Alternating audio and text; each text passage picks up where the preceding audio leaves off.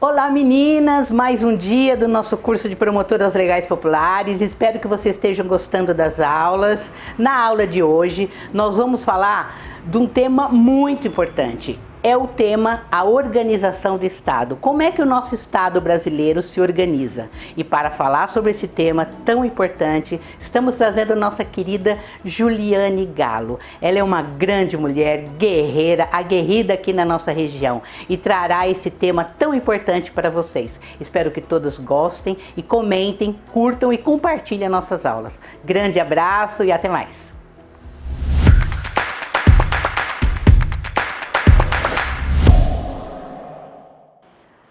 Oi meninas, tudo bem?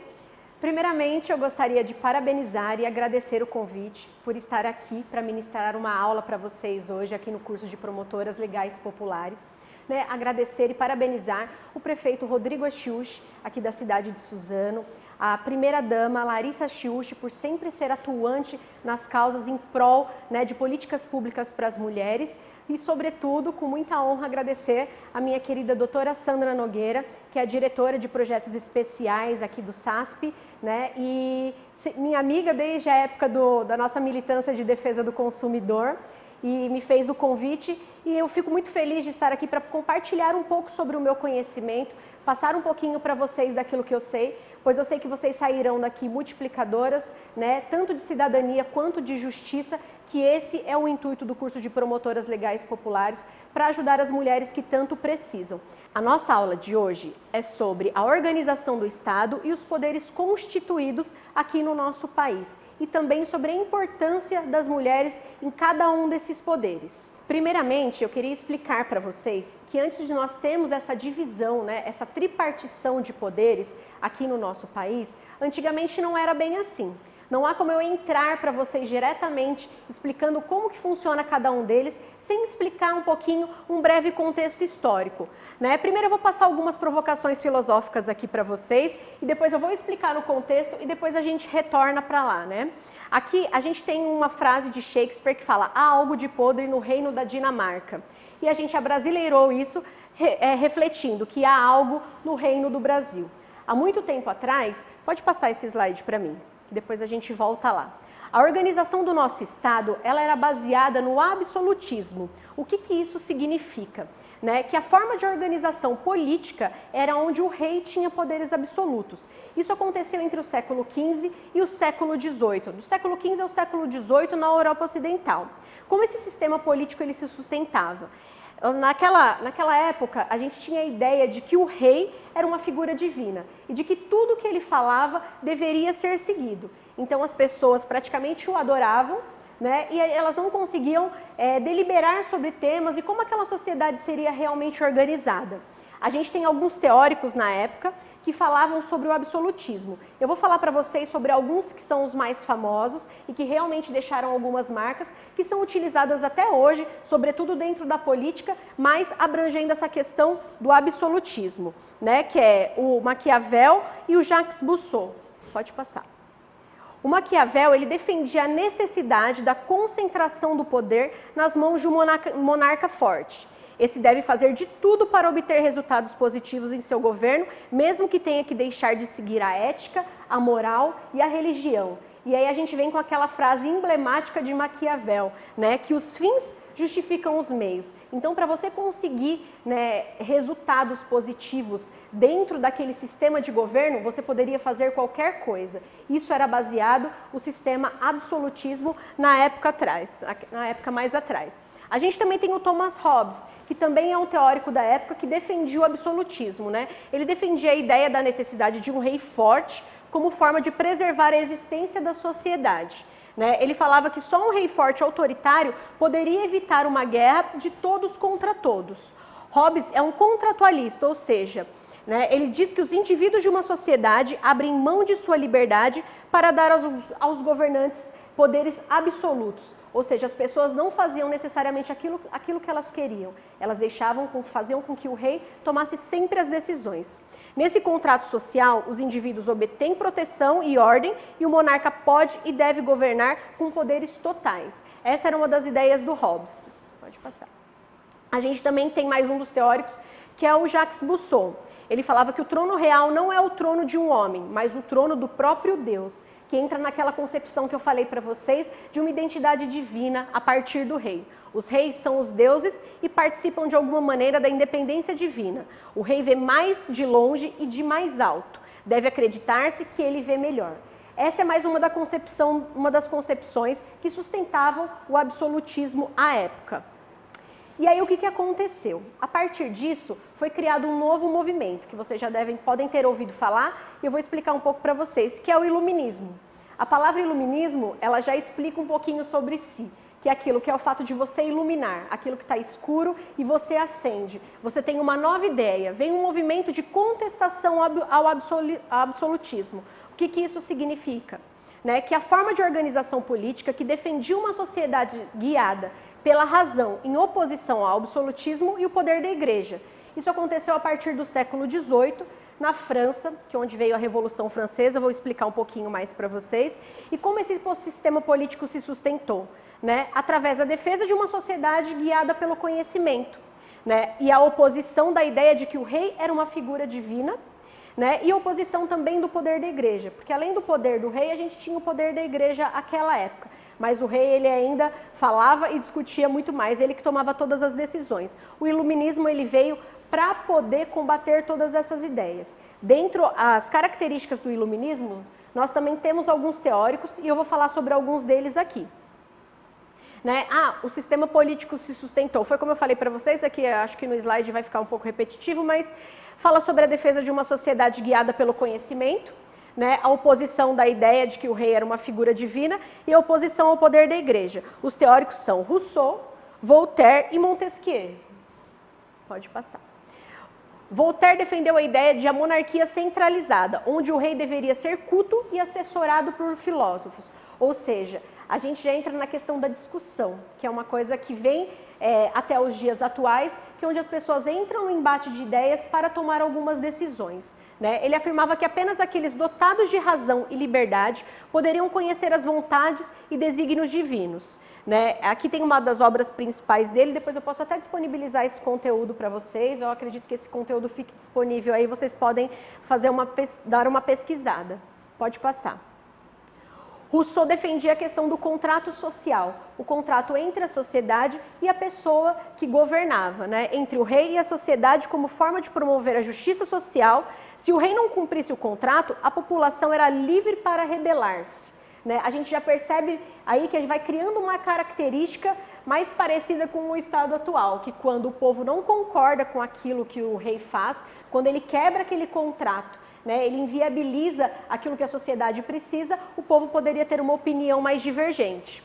E aí a gente entra em Montesquieu. Montesquieu é um dos principais.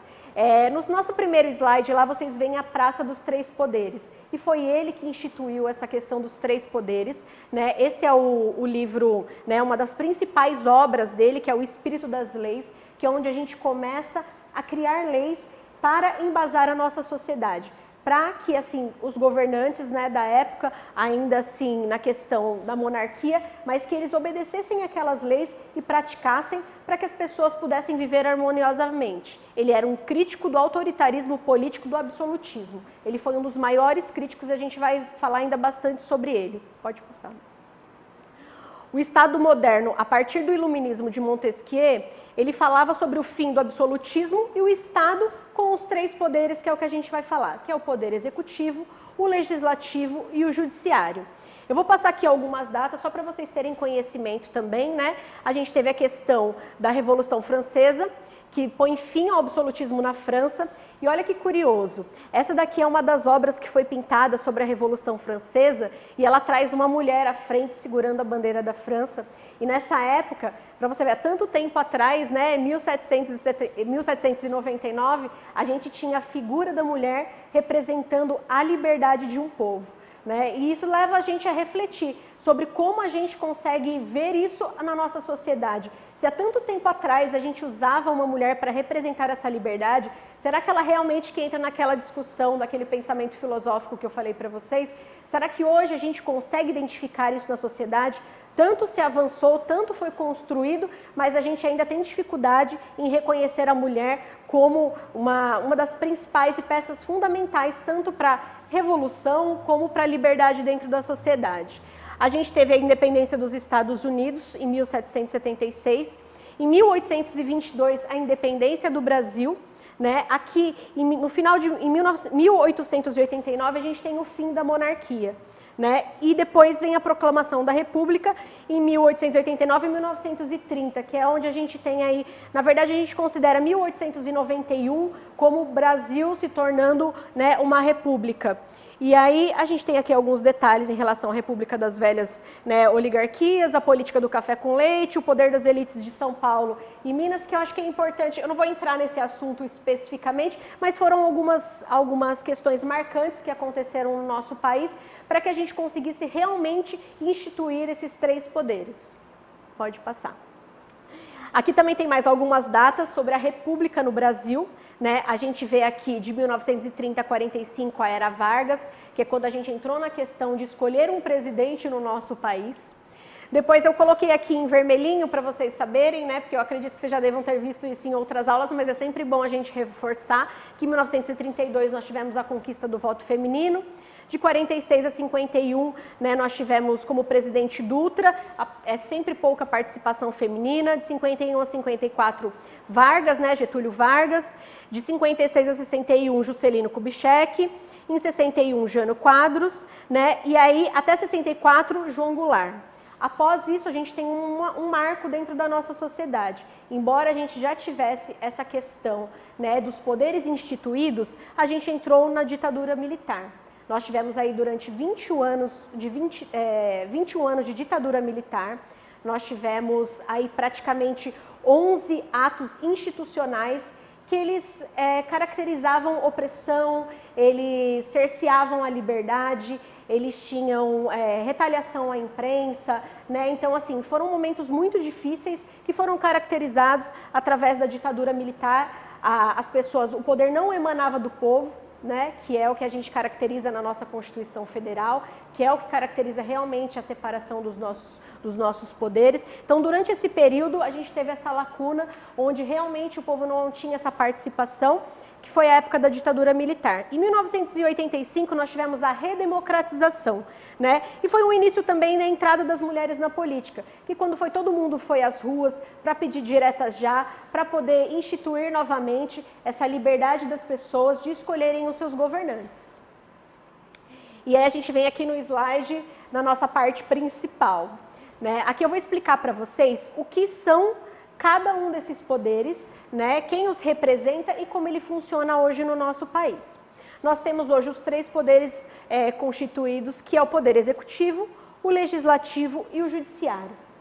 A gente ouve falar muito sobre eles através das discussões nas redes sociais hoje em dia, na internet. As pessoas estão mais politizadas, mas elas ainda não sabem quem os representam e onde elas o representam, né? Quem é o poder executivo nos municípios, no estado e na União? O poder executivo, segundo o próprio termo, né, ele é o poder que executa, ou seja, ele é a parte dos três poderes que põe em prática os assuntos previamente deliberados pelo legislativo, né, que é aqueles que criam as leis. O poder executivo ele é encarregado de tirar a lei da abstração e dar a ela caráter prático e funcional a serviço da população. O Poder Executivo está descrito dos artigos 76 ao artigo 91 da Constituição Federal. Mas quem seriam os representantes do Poder Executivo? Nós temos isso nas três esferas, tanto nos municípios, como no Estado e na União. Na União, quem é esse representante? Nós temos o Presidente da República. O que ele faz? Ele governa junto ao povo e administra os interesses públicos, através da responsabilidade de aplicar as leis com os princípios da legalidade, impessoalidade, moralidade, publicidade e eficiência, né? Ou seja, o Presidente da República é a pessoa que representa o Poder Executivo na União. E nos estados, quem representa esse poder executivo? É o governador e o vice-governador. eu esqueci, presidente, vice-presidente, no estado, governador e vice-governador, que também tem as mesmas prerrogativas de executar aquilo que está estabelecido através das leis do estado nesse caso. E nos municípios, a pessoa que representa o poder executivo é o prefeito municipal. Esses 3 representantes, eles têm a ajuda de algumas pessoas. O que seria essa ajuda?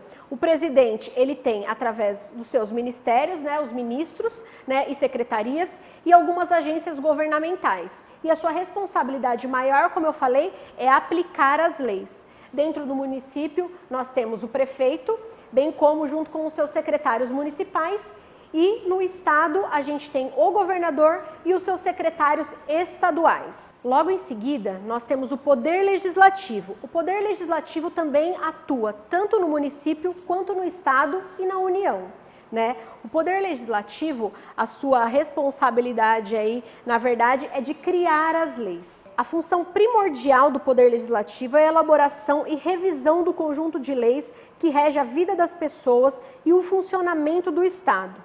Nessa estrutura política dos poderes públicos, que está baseada na concepção histórica de Montesquieu, como eu falei para vocês, na questão histórica, né, ele defendeu a divisão dos 3 poderes, o poder executivo, o legislativo e o judiciário, para que eles atuassem de maneira harmoniosa, devendo equilibrar e fiscalizar os níveis federais, estaduais e municipais. Então, o poder legislativo, além da sua prerrogativa de criação de leis, ele também tem o importante papel de fiscalizar também os atos do executivo. O poder legislativo, a gente consegue ver as prerrogativas dele, a definição dele a partir do artigo 44 da Constituição Federal. Mas quem seria o legislativo na União, no Estado e nos municípios? O poder legislativo da União, ele está no Congresso Nacional. O que seria o Congresso Nacional? A Câmara dos Deputados, onde ficam os deputados federais, e o Senado, que tem a responsabilidade, como eu já falei para vocês, da criação de leis no âmbito federal. Quem seriam essas pessoas? Quem seriam o poder legislativo no Estado? São os deputados estaduais, que fica na Assembleia Estadual de cada estado, né, onde eles deliberam os temas da legislação estadual de cada estado em si. E o poder legislativo nos municípios nós encontramos nos vereadores. Então, os vereadores são os responsáveis por criar essas leis dentro do município e também por fiscalizar o executivo no município, que seria, no caso, o prefeito. Antes de falar um pouco sobre o judiciário, eu vou fazer uma observação sobre o executivo e o legislativo. Como é que essas pessoas entram lá dentro? A forma, como que elas representam, como que elas estão lá. No nosso país, isso acontece através do voto no sistema majoritário, que significa que a pessoa tem que ter, no mínimo, aí 50% dos votos para que ela seja eleita através do voto popular, que vocês sabem muito bem como funciona, mas através dessa eleição a gente consegue escolher esses representantes para que eles nos representem, tanto no executivo como no legislativo, através dessas atribuições. E o que seria o poder judiciário? A principal função do poder judiciário é defender os direitos de cada cidadão, promovendo a justiça e resolvendo os prováveis conflitos que possam surgir na sociedade através da investigação, apuração, julgamento e punição. A gente pode ver nessa imagem aí que está na tela de vocês, que nós temos aí a Suprema Corte. O que seria a Suprema Corte? Seria o que a gente fala muito hoje em dia, que todo mundo sempre comenta, que é o STF, A gente consegue, que é o Supremo Tribunal Federal. Ele está em primeiro lugar entre os representantes do Poder Judiciário. Nós também temos os tribunais regionais, os juizados especiais. Vocês conseguem encontrar toda a lista de quem são os órgãos do Poder Judiciário no artigo 92 da Constituição Federal. E aí a gente tem essa divisão também através da União, dos estados e do município. O Poder Judiciário na União, ele é representado pelo STF, que é o Supremo Tribunal Federal. Ele é a mais alta instância do Poder Judiciário brasileiro. Ele acumula tanto competências típicas de uma Suprema Corte, ou seja, um tribunal de última instância, como de um tribunal constitucional, que seria aquele que julga questões de constitucionalidade, independentemente de litígios concretos. Sua função institucional fundamental é a de servir como guardião da Constituição Federal. Então, tudo aquilo que for legislado e que confronte a Constituição Federal será tema do STF e é onde eles podem intervir. Eu falei bastante para vocês sobre a questão do STF, mas eu vou mencionar aqui alguns outros que depois vocês também podem ter acesso, como eu falei nos artigos, né, da Constituição Federal. Nós temos também o Superior Tribunal de Justiça, os tribunais regionais federais, né, o Tribunal Superior de Trabalho, o Tribunal Superior Eleitoral, todos eles têm sede, eles estão sediados em Brasília, que é a capital do nosso país. Nós temos também o Poder Judiciário nos estados, né, que é onde a gente consegue identificar a questão que são os tribunais de justiça, né, ou, por exemplo, o TJ daqui de São Paulo. E aí, como fica a questão do Poder Judiciário nos municípios? O município ele não possui um Poder Judiciário próprio. É que este poder não divide sua atuação em municípios, mas em comarcas. As comarcas são extensões territoriais de atuação do Poder Judiciário e podem abarcar mais de uma unidade municipal. Os juízes possuem jurisdição, que é o poder de decidir as causas sobre uma comarca, não sobre um município em si. Assim, mais de um município pode estar contido a uma única comarca. Só para vocês entenderem mais ou menos como funciona o Poder Judiciário na União, nos estados e no município. Então, assim, pessoal, só para dar uma arrematada nessa questão, até para não ficar aquela coisa tão profunda e técnica, né, para que vocês entendam, acho que vocês entenderam basicamente aí o que são os três poderes e como eles atuam, né, tanto na União quanto no Estado e nos municípios, mas aqui eu coloquei algumas observações, né, para vocês entenderem como eles conversam entre si. Então, assim, por exemplo, a questão do Poder Executivo, ele indica os juízes para a Suprema Corte, né, que é no caso que ele faz as indicações aqui para o STF. A gente tem o Poder Judiciário, ele pode declarar os atos do presidente inconstitucionais. Por que isso acontece? É para que não haja a soberania, para que não haja o absolutismo, que foi aquilo que a gente falou lá no início da aula, né? Porque a gente precisa realmente ter esse equilíbrio. Então, dependendo de quem governa, a gente precisa desses três poderes trabalhando em conjunto. Então, o Judiciário, ele pode tanto declarar leis inconstitucionais, que as leis são feitas pelo Poder Legislativo, como a gente vê ali, que é a responsabilidade de criar as leis, mas o Poder Judiciário, ele consegue fazer esse balanço, ele consegue fazer e promover esse equilíbrio, né? Porque ele faz toda essa análise, até porque nós elegemos senadores, né, e deputados, nem todos eles têm esse mesmo conhecimento que os juízes, que os tribunais, que a Suprema Corte, que o STF. Então, eles conseguem verificar ali, né, se há realmente a constitucionalidade daquela lei e caso haja alguma divergência e ela esbarre, né, em qualquer coisa que prejudique a Constituição Federal, ele pode declarar essas leis inconstitucionais. Da mesma forma que ele pode declarar os atos do presidente inconstitucionais também, porque ali no Poder Judiciário a gente tem as pessoas que preservam a nossa Constituição Federal. Já a questão do Poder Legislativo referente ao Executivo, né, ele pode votar um impeachment contra o presidente, por exemplo, né, eles podem derrubar votos após uma votação com maioria.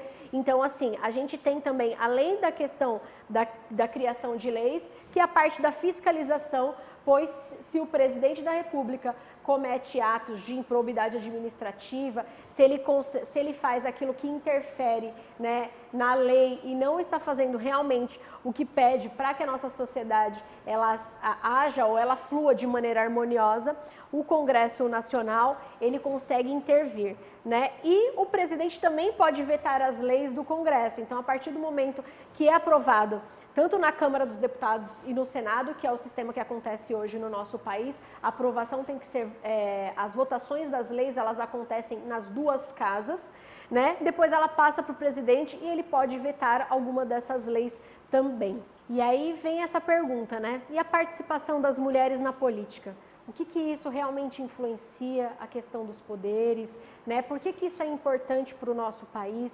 Por que a gente vem nessa luta para que as mulheres sejam cada vez mais engajadas em relação à questão política, né? A gente tem algumas explicações, aqui tem alguns índices, mas a gente tem algumas explicações que são óbvias, assim, né? De acordo com alguns estudos, né? Nos lugares onde a gente tem a participação das mulheres mais atuantes na política, a gente tem um sistema mais igualitário, de mais igualdade, de menos preconceito, de mais acessos, né? Então, assim, por isso que é realmente importante. Hoje no nosso país a gente tem aí nem 15% de mulheres representando tanto o executivo quanto o legislativo, porque é através do voto, através da participação da política que a gente consegue inserir mulheres nesses poderes. Aqui a gente tem 2 dados de 2014 e das eleições 2018, a gente não conseguiu pegar ainda, pelo menos eu fiz a pesquisa, esses foram os últimos dados que a gente conseguiu compilar aqui para vocês darem uma olhada. Embora nós estejamos num país que nós temos 52% de mulheres, o eleitorado é de mulheres, a gente não consegue eleger tantas mulheres assim. Então, assim, no Poder Executivo nós temos ali que apenas 14%, 14,8%, 15%, né, de mulheres foram eleitas governadoras, ou seja, 85% homens foram eleitos governadores. Nós temos ali apenas 9, né, vou arredondar, para 10% de mulheres eleitas prefeitas, né? Nós temos 90% de homens eleitos prefeitos. Nós temos na questão ali das ministras que são escolhidas pelo Poder Executivo, né, que apenas 5% foram escolhidas como ministras, né, tendo uma participação efetiva dentro do Poder Executivo quanto às mulheres. A gente também tem alguns dados aqui embaixo em relação às secretárias municipais, que apenas 19%, secretárias estaduais 16%, ou seja, é um ambiente predominantemente masculino. O que isso significa? Não só referente às pautas das mulheres, isso é uma coisa que eu sempre levantei a bandeira e eu gosto muito de que vocês façam essa reflexão. Mas a mulher, além daquela sensibilidade que a gente fala que tem, né, ela participa efetivamente de todos os setores, né, da vida pública, por exemplo.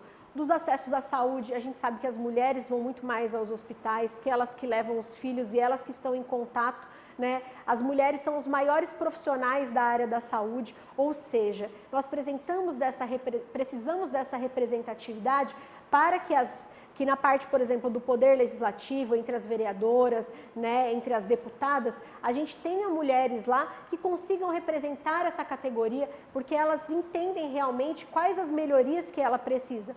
Mas como eu falei para vocês, não referente só à pauta de gênero em si, mas dela como um todo. Se nós temos mais mulheres atuando ali, se elas vivenciam muito mais as questões da saúde, a questão da educação e até mesmo a questão da segurança, por que não termos mulheres dentro das competências e dos poderes executivo e legislativo também deliberando sobre esses temas, também executando, também aplicando essas leis, também fiscalizando os prefeitos, também fiscalizando os governadores e fiscalizando o presidente, né, para que a gente consiga ter esse equilíbrio. Então, assim, a gente vê, por exemplo, a gente também tem um dado aqui das candidaturas registradas ao Senado, né, a quantidade, por exemplo, de 272 vagas, apenas 36 ficaram para as mulheres, né? Então, assim, a gente consegue verificar que, na verdade, o total de 353, 62, isso aqui em 2018, né? Eu falei a de 2010, a de 2018. Apenas 62 mulheres nas candidaturas registradas ao Senado. Ou seja, ainda a representatividade e a participação das mulheres, ela ainda é muito pequena. Nós temos aqui alguns dados falando referente aos municípios. Hoje são mais de 5.000 municípios no nosso país, né? 5.570 para ser mais exata, e só 23% dessas cidades terão mais mulheres do que homens representando, né? Aqui a gente tem a questão do gênero dos vereadores. A gente vê que houve um crescimento, por exemplo, de 86,5% de homens, caiu para 84%, e nós tivemos de 13% de participação das mulheres nas eleições, né, para vereadoras, para 16%. Mas ainda é um gráfico muito desproporcional. A gente não chega aí nem de, vou falar assim, pelo menos de 30% a 40%. Não sei se vocês sabem, mas só abrindo aí uma curiosidade, hoje na nossa lei atual é preciso 30% de uma cota específica para ser candidatos. Geralmente elas são destinadas às mulheres, a lei fala em gênero, tá? Então a gente precisa ter aí 70% de um gênero e pelo menos 30% do outro. Como a participação das mulheres ainda é muito menor, eles acabam falando que é uma cota para as mulheres, mas é uma cota de gênero e a gente não alcança isso entre as mulheres eleitas ainda no nosso país, né? Prefeitas são poucas e governam os municípios menores e mais pobres. Então, se você for avaliar aqui por região, a gente tem assim, por exemplo, apenas 15% do norte são governadas por prefeitas mulheres, né?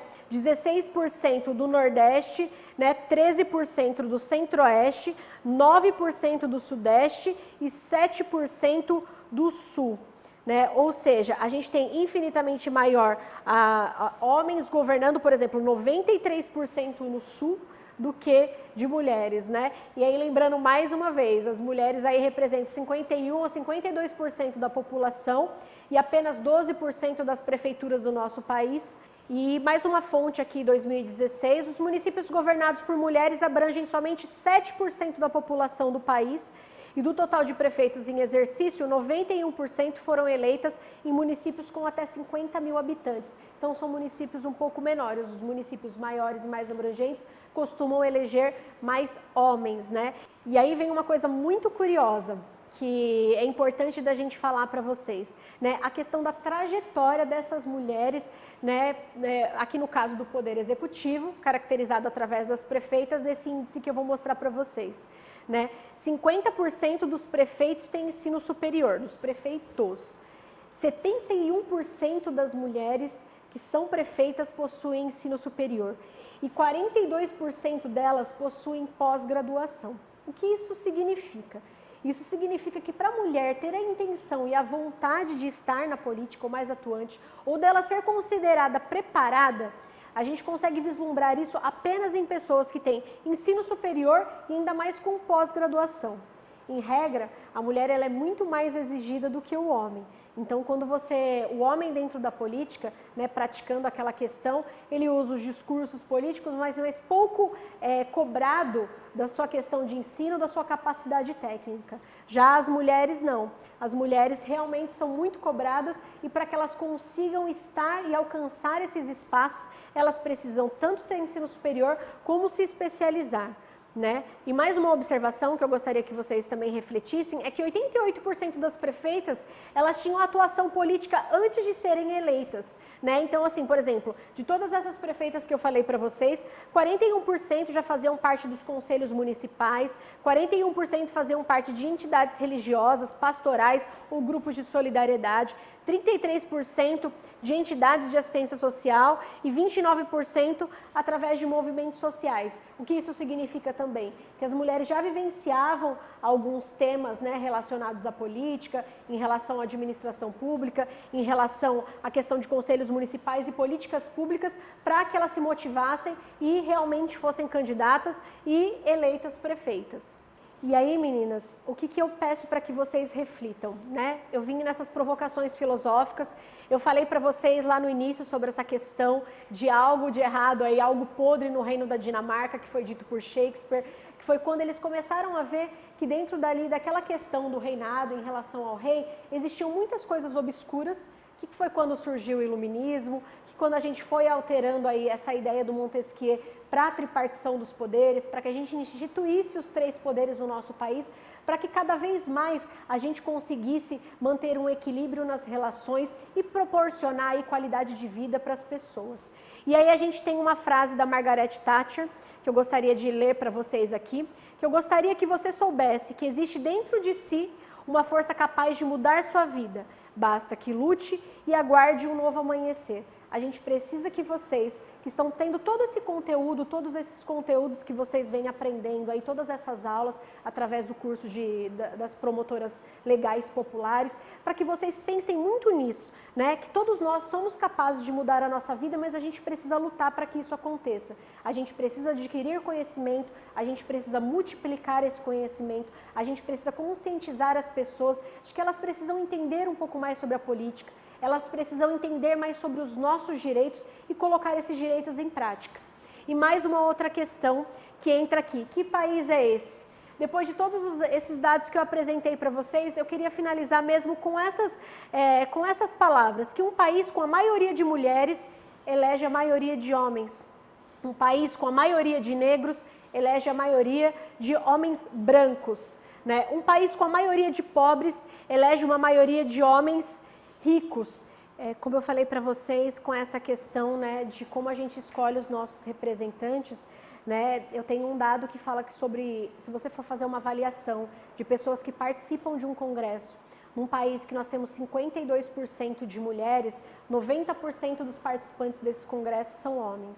Né? Nós temos 52% da população caracterizada aí entre parda e negra, 85% das participações nesse congresso são de brancos. E aí nós temos uma população aí que quase 60% recebe até um salário mínimo e meio por mês, e a maioria, né, pelo menos 60% desses congressistas declaram ganhar mais de 1 milhão. O que a gente consegue perceber? Que realmente a gente não está escolhendo as pessoas de acordo com a representatividade, e isso é preciso ser feito para que a gente consiga manter. Além do que Montesquieu falou lá atrás, que é em relação a essa divisão, essa tripartição dos poderes, a gente também precisa fazer isso dentro da nossa sociedade, colocando pessoas lá dentro para nos representarem, levantarem as nossas bandeiras e fazer com que a gente tenha um país, um sistema governamental, né, muito mais igualitário e de acesso para todos. Espero que vocês tenham gostado dessa aula. Mais uma vez, me sinto muito honrada em poder compartilhar um pouco do meu conhecimento com vocês. Se vocês tiverem mais alguma dúvida, podem acessar as minhas redes sociais, podem mandar e-mail aqui para o SASP. Estarei sempre à disposição e com vocês nessa luta. Muito obrigada.